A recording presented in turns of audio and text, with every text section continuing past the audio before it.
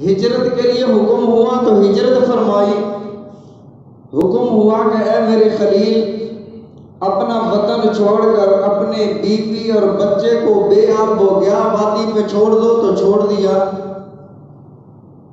پھر جب حضرت اسماعیل علیہ السلام 60 سال کی دعاؤں کے بعد بڑی آہوزاری کے ساتھ تہجد کے وقت میں رات کے پچھلے پہر میں رب سے مانگنے کے بعد 86 سال کی عمر میں اللہ بیٹا عطا فرماتے ہیں، جب وہ بچہ کھیلنے کودنے کی عمر کو، دوڑنے کی عمر کو پہنچتا ہے اور حسن و جمال وہ ہے کہ سارے اجالے سمٹ کر ان کے چہرے میں سما گئے، جبین میں چمک وہ ہے کہ سورج شرمندہ نظر آتا ہے۔ حضرت اسماعیل علیہ السلام حضرت ابراہیم علیہ السلام کو بڑے پیارے لگتے ہیں، ہر اولاد اپنے والد کو پیاری ہوتی ہے۔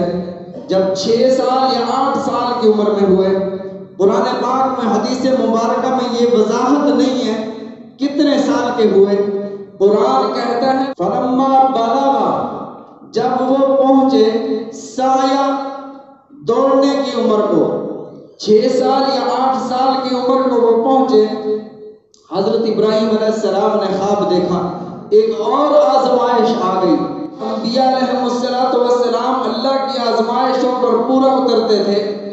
ہم اللہ سے یوں دعا کریں میرے مولا ہم تیری آزمائشوں کے قابل نہیں ہیں، تو نے بے شک اپنے کلام میں فرمایا وَلَنَبْلُوَنَّكُمْ بِشَيْءٍ مِّنَ الْخَوْفِ وَالْجُوعِ وَنَقْصٍ مِّنَ الْأَمْوَالِ، جو بھی ایمان لائے گا اسے ضرور آزماؤں گا۔ میرے مولا یہ آزمائش تیری رحمت ہے، آزمائش بھی تیری نعمت ہے، آزمائش بھی تیری طرف سے ہوتی ہے، عافیت بھی رحمت تیری طرف سے ہوتی ہے، یہ بھی تیری رحمت ہے، لیکن ہم آزمائش والی تیری نعمت کے متحمل نہیں ہیں۔ اے میرے اللہ ہمیں عافیت والی نعمت عطا فرما۔ وہ تو انبیاء علیہم الصلاۃ والتسلیمات تھے جو اللہ کی آزمائشوں پر پورا اترتے تھے۔ حضرت ابراہیم علیہ السلام خواب دیکھتے ہیں کہ اللہ مجھ سے اپنی سب سے پیاری چیز قربان کرنے کے لیے فرما رہے ہیں، صبح اٹھ کر 100 اونٹ ذبح فرما دیتے ہیں، دوسرے دن یہ خواب آتا ہے، دوبارہ دوسرے دن اٹھ کر 100 اونٹ اللہ کی راہ میں قربان کر دیتے ہیں، تیسرے دن اللہ کی طرف سے حکم ہوتا ہے ابراہیم اپنے بیٹے کو ذبح کر۔ خواب میں یہ حکم، جبرائیل وحی لے کر نہیں آتے، حضرت ابراہیم علیہ السلام اپنی زوجہ محترمہ حضرت ہاجرہ کو فرماتے ہیں بچے کو تیار کراؤ، بچے کو سنوارو سجاؤ، ان کی آنکھوں میں سرما لگا دو، اس کو نہلا دو، میں نے اپنے بڑے دوست کے ہاں دعوت پہ اس کو لے کر جانا ہے، بڑے دوست کے پاس لے کر جاؤں گا۔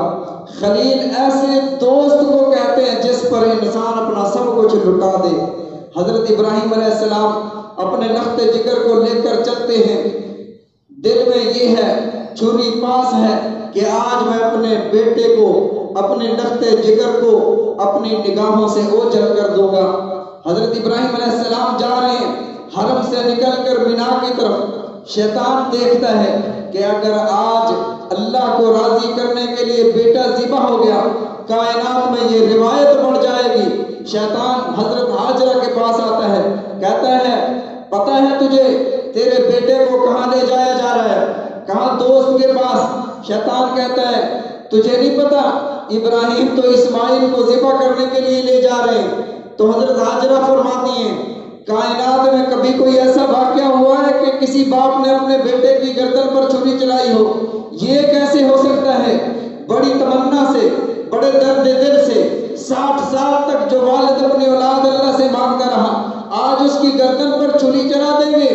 اللہ کے حکم پر ایسا کر رہے ہیں۔ وہ ہاجرہ جب حضرت ابراہیم علیہ السلام چھوڑ کر جا رہے ہیں، پوچھتی ہیں اللہ امرک بہذا، کیا اللہ نے آپ کو اس بات کا حکم فرمایا ہے ہمیں اس بے اب و گیا وادی میں چھوڑ جاؤ؟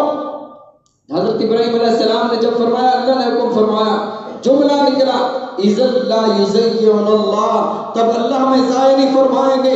حسبنا اللہ و نعم الوکیل، نعم المولا و نعم النصیر. جب حضرت حاجرہ رضی اللہ تعالیٰ عنہ یہ جملے سنتی ہیں کہ اللہ کے حکم کو پورا کرنے جا رہے ہیں، تو حضرت حاجرہ کی زبان سے یہ جملہ نکلتا ہے، فرماتی ہیں یہ تو ایک اسماعیل ہے، ہزاروں اسماعیل ہوتے اس کے حکم پر میں قربان کر دیتی. حضرت حاجرہ سے مایوس ہو کر ابراہیم علیہ السلام کے پاس آتا ہے.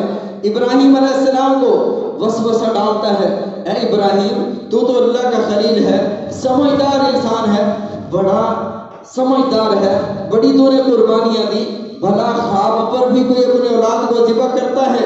بھلا خواب پر بھی اپنے بچے کی گردن پر کوئی چھری چلاتا ہے؟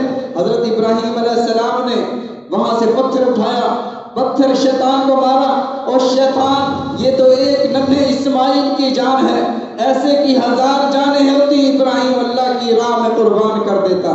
پھر اسماعیل کے پاس آیا، اسماعیل علیہ السلام نے وہی جواب دیا. ابراہیم علیہ السلام چلتے چلتے حرم سے نکل جاتے ہیں، حدود حرم سے نکل کر مینا کے پہاڑوں کے درمیان کی وادی میں پہنچتے ہیں اور اپنے لخت جگر سے فرماتے ہیں. اسماعیل اس بات کو، اس منظر کو اللہ کے قرآن نے اس کی منظر کشی فرمائی. فرمایا فلما بلغ معه السعی قال یا بنی انی ارا فی المنام، اے میرے پیارے لخت جگر، اے میرے پیارے بچے، اے میری جان، انی ارا میں تو خواب میں دیکھتا ہوں، فی المنام انی اذبحک فانظر ماذا ترى، میں تمہیں خواب میں ذبح کر رہا ہوں، اب تو بتا تیری رائے کیا ہے. فانظر ماذا ترى، تو بتا تیری رائے کیا ہے. اب ایک تو طریقہ یہ تھا، ایک تو صورت یہ تھی کہ اسماعیل علیہ السلام خاموش ہو جاتے. ابا جی آج کل اگر خدا نخواستہ والد کی نظر شفقت ایک بچے پر ہو، دوسرے بیٹے اپنے چچاؤں کو جا کر شکایتیں کرتے ہیں، ابا جی نے ہمارے ساتھ ایسا کیا، ہمیں نہیں دیا، اس بھائی کو دے دیا. ادھر دیکھیں اسماعیل علیہ السلام یوں نہیں کہا ابا جان، بھلا اپنے لخت جگر پر، اپنے بیٹے کی گردن پر بھی کوئی باپ چھری چلایا کرتا ہے. حضرت اسماعیل علیہ السلام نے خاموشی نہیں اختیار کی. قال یا ابتی، عرض کیا اے میرے پیارے بابا جان، اے میرے پیارے ابا جان، افعل ما تؤمر. یہ ذبح ہونا تو دور کی بات ہے، ذبح کرنا تو چھری چلانے کے بعد میں مر جاؤں گا، لیکن ففعل ما تؤمر، جو تیرا دل چاہے، جو تیرے جی میں آئے، میرے گوشت کو علیحدہ کر دو، میرے جسم کے ٹکڑے ٹکڑے کر دو. اسماعیل اف نہیں کرے گا. یا ابت افعل ما تؤمر، میرے ابا جان اتنا کر لینا، یہ میرا کرتا اٹھا کر، میرا کرتا لے جا کر میری اماں کو دے دینا، کبھی یاد آئے گی تو اسماعیل کا کرتا میری اماں دیکھ کر میری یاد تازہ کر لے گی. حضرت ابراہیم علیہ السلام فرماتے اب تیری رائے کیا ہے؟ ابا جو کرنا ہے اللہ کے حکم کو پورا کر. اسماعیل علیہ السلام اور عرض کرتے ہیں اے میرے بابا جان ایسا کریں، میرے ہاتھ باندھ دیں، میرے پاؤں باندھ دیں، مجھے لٹا دیں اور میری گردن پر جب چھری رکھ دیں، ایسا نہ ہو اسماعیل تکلیف کی وجہ سے تڑپ جائے اور اللہ کے حکم میں دیر ہو جائے. اللہ کا حکم فوراً پورا ہونا چاہیے. حضرت ابراہیم علیہ السلام حضرت اسماعیل علیہ السلام کو لٹاتے ہیں. یہ کوئی واقعہ یا کہانی نہیں ہے، یہ قصہ نہیں ہے، یہ واقعتاً کائنات میں ایسا ہوا ہے. حضرت ابراہیم علیہ السلام نے اپنے لخت جگر کو لٹایا اور اسماعیل علیہ السلام نے اپنے ابا جان سے عرض کیا مجھے اونٹھا لٹا دو، کہیں ایسا نہ ہو میری اور آپ کی نگاہیں ٹکرائیں، آپ کے دل میں رحم آ جائے، کہیں ایسا نہ ہو میں تڑپوں اور اللہ کے حکم میں دیر ہو جائے. الٹا لٹایا، چھری چلائی، چھری گردن سے نہیں چلائی، بالوں کو پکڑ کر نیچے سے چھری چلانا چاہیے، چھری چلتی نہیں ہے. ابراہیم علیہ السلام چھری کو پھر تیز فرماتے ہیں، تیز کرنے کے بعد پھر چھری چلتی نہیں ہے اور چھری کو مخاطب کر کے فرماتے ہیں لما تقتل یا سکین، اے چھری چلتی کیوں نہیں ہے؟ چھری کو اللہ نے قوت گویائی عطا فرمائی. چھری کہتی ہے یامرنی خلیل وینہانی جلیل، خلیل مجھے چلنے کا حکم دیتا ہے، جلیل مجھے چلنے سے منع کرتا ہے، میں تو جلیل کی بات مانتی ہوں. حضرت ابراہیم علیہ السلام نے فرمایا چھری تیرا تو کام چلنا ہے، تو چلتی کیوں نہیں ہے؟ چھری کہتی ہے آگ کا بھی تو کام جلانا تھا، اس نے بھی تو تجھے جس کے حکم پر نہیں جلایا تھا، آج میں اسی کے حکم پر نہیں چل رہی ہوں۔ بہرحال چھری چلی نہیں ہے۔ حضرت ابراہیم علیہ السلام نے دوبارہ چھری کو تیز کیا، پھر استغفار کیا، بسم اللہ اللہ اکبر کہہ کر ذبح کیا اور زور لگایا، ذبح ہو گئی، گردن کٹ گئی اور خون حضرت ابراہیم علیہ السلام کے ہاتھوں میں لگا۔ ابراہیم علیہ السلام نے اللہ کا شکر ادا کیا کہ میرے مولا نے میری قربانی قبول فرما لی ہے۔ آنکھوں پر جو پٹی باندھی تھی جیسے ہی کھولی، دیکھتے ہیں کہ حضرت اسماعیل علیہ السلام کھڑے مسکرا رہے ہیں، دبا ذبح ہوا ہے۔ اللہ نے فرمایا قد صدقت الرؤیا انا کذالک نجزی المحسنین، ابراہیم تو نے اپنا خواب سچا کر دکھایا۔ فلما اسلم وتلہ للجبین ونادیناہ یا ابراہیم، اللہ نے ابراہیم علیہ السلام کو وہاں سے بلایا، فرمایا قد صدقت الرؤیا، تو نے اپنے خواب کو سچا کر دکھایا اے ابراہیم۔